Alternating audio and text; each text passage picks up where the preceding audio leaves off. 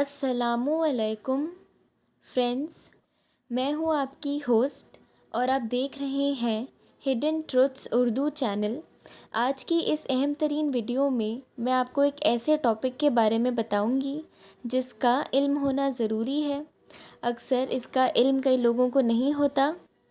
आज मैं आपको टोटल हाइजीन के लिए प्राइवेट पार्ट्स को साफ़ रखने की ख़ास 10 टिप्स के बारे में बताऊंगी। तो चलिए इसके इल्म के बारे में तफसील से जानते हैं और वीडियो शुरू करते हैं।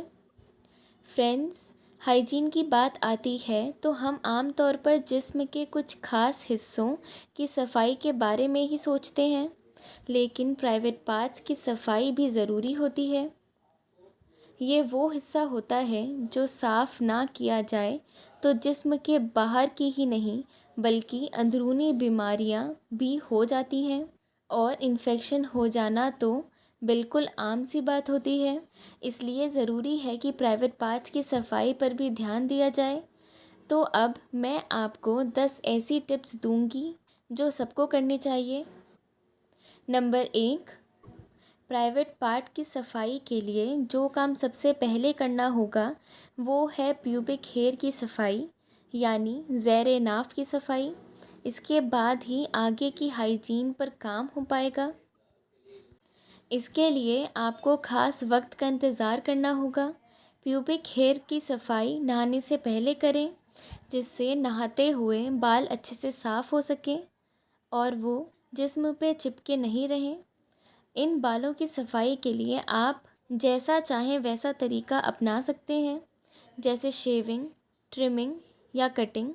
ये आपकी अपनी मर्ज़ी है। नंबर 2, अगर आप हर कुछ दिन में प्यूबिक हेयर शेव करते हो तो कई बार इसमें खुजली भी हो सकती है। इसलिए अगर उस दिन कुछ बड़े काम हो तो ऐसा करने से बचें, क्योंकि मान लीजिए उस दिन आपकी मीटिंग होगी तो खुजली आपके लिए परेशानी बन जाएगी। हालांकि खुजली कम करने के लिए आप मॉइस्चराइज़र का इस्तेमाल भी कर सकते हो।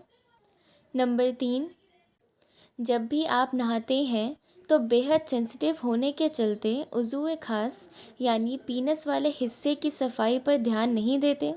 साबुन लगाते हुए इसको अच्छे से साफ़ किया जाना ज़रूरी है। साबुन का इस पर अच्छे से इस्तेमाल करें और धो लें। नंबर 4, याद रखें प्राइवेट पार्ट्स पर साबुन से सफाई करना जितना ज़रूरी है, इसको पानी से धो देना भी उतना ही ज़रूरी है। इस तरह से धोएं कि आपके जिस्म में साबुन ज़रा सा भी ना रह जाए। समझ लीजिए कि साबुन से भी ज़रूरी काम पानी करेगा, इसलिए कभी साबुन ना भी लगा पाएँ तो पानी से अच्छे से धो लें। नंबर 5, अंडरवेयर टाइम से बदलें। प्राइवेट पार्ट की सफाई ज़रूरी है और अंडरवेयर इस काम में काफ़ी मदद करता है। अगर आप गंदा या कई बार इस्तेमाल किए अंडरवेयर अक्सर पहन लेते हैं तो ये आपकी सफाई पर की गई सारी मेहनत को बेकार कर सकता है।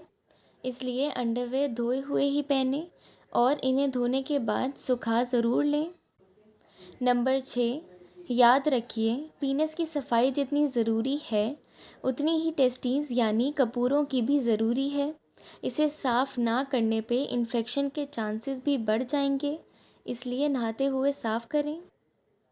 नंबर 7, प्राइवेट पार्ट की सफाई करते हुए आप कोई भी साबुन का इस्तेमाल नहीं करें। आपको किसी लाइट केमिकल वाले साबुन का इस्तेमाल ही करना है।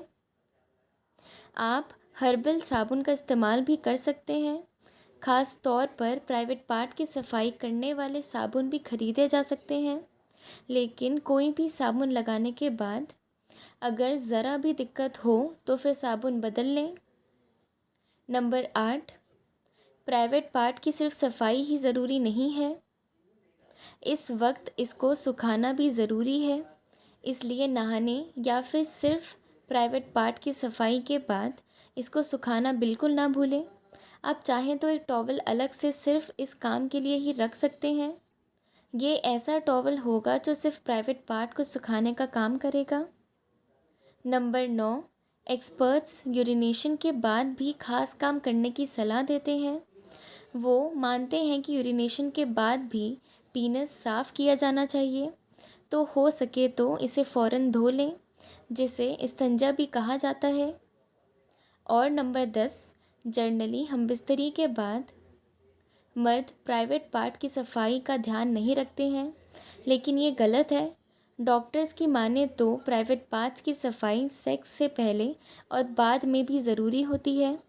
इससे ना सिर्फ मर्दों का हाइजीन मेंटेन होगा, बल्कि आपकी पार्टनर के लिए भी ये फ़ायदेमंद होगा। उनको आपसे किसी भी तरह का इन्फेक्शन नहीं मिलेगा। तो ये थी आज की 10 इन्फॉर्मेटिव टिप्स। मुझे उम्मीद है आपको आज की वीडियो समझ और पसंद आई होगी। अगर आपके पास कोई सवाल है तो कमेंट बॉक्स में ज़रूर करें और चैनल को लाइक, शेयर, सब्सक्राइब करें। शुक्रिया।